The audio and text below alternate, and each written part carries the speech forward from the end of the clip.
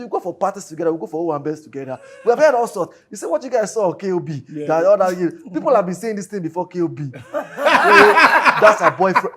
Trust me, because we'll go for parties together. I don't, you know, come I don't pick shy. Me at all. Where are you going? Come pick me and let's go. We rep, as in we rep each other like all the way. She's Olusola Miadufe is a bosom friend. Sometimes it's very difficult for somebody who is old enough to be in the category of your mom to be able to put age aside and be your friend. She's a bosom friend to me. So by virtue of that, I've been privy to some conversations. So that on its own has amplified my mind to a lot of things that personally I've been agitating for, or I've looked at even from behind the scene. Like, these are the problems in the industry, these are the things that... So those discussions, for us to now have an opportunity to be on screen together with the kind of discussions that we have had, with the kind of, with the depth we have gone with each other's minds. I also tell her some very critical things too. And she's always open to listening, irrespective of the fact that, you know, she's 37 years in the industry, I'm barely 11. I'll tell you something that only she knows. Olusola Miadufe is a bosom friend. Shola came on set, normally doing her, you know, I mean, always comes 100%, you know, on her A game. So, you know, production, I think it was the first season, so there was lots of production challenges, you know, and everybody was always avoiding her. Our first encounter was as producer to talent. And, you know, from there, I think the attraction was from the fact that I was the only person that never ran from her. I love him so much. Yeah. And there's something about Titi Kuti. Yeah. He is very, forget this. I don't look it, I know I don't. Got a lot of etiquette, well brought up. When you see a chap like this, places you would think you'll find him. Criminally killed him. Tell us. For lack of a better word. That I did not watch KOB until after the 10th day of release. I've looked at, even from behind the scene, like, these are the problems in the industry, these are the things that...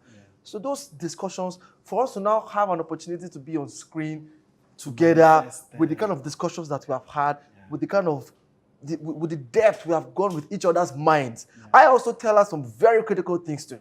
And she's always open to listening. We're not eating. If you see ADE Tiger on his bike, you will see the script.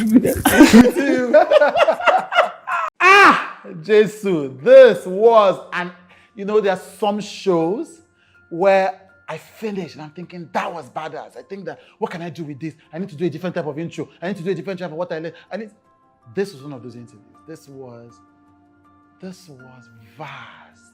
It was big. So many lessons. I think I want to say what I learned from Shola in this way. If you have it, you have it. If you're talented, you're talented. If you're gifted, you're gifted. You have it. You must know. You must have a fullness of knowing that you have it. But then, you must have the humility. And she kept coming to that humility. Something she said that was so powerful. There's so many people who, they are still in Nigeria and they are forgotten. You don't have to leave before you're forgotten. You don't have to step out before they forget you. Yes. But she left for over 10 years. Not even 12. Oh, much. Close to how many decades? And she came back. And you people open your arms and take me back. I love you. She left. And she's grateful not to be forgotten. And she kept saying she thanks you, the audience, for receiving her back when she came back for the wedding party after a decade. You know, you've got it, you're talented, you know, because she kept saying that. It's not false humility, it's not self-deprecation. Oh, I'm just, you push your head. No. She knew she had it, but she also knew that she needed an opportunity to show it. That she needed to keep her head down and take advantage of the opportunities to show it. She wasn't even invited. This is one of the biggest stars of the 90s and the 2000s. She wasn't even invited for the audition for the wedding party, but she showed up. I flew in from London for the audition of Wedding Party. I was not called, I was not invited. She showed up because her children said to her, Mommy, this might be your opportunity to get back into that industry. So you have it, but you have to show up. You have it, but you have to show up.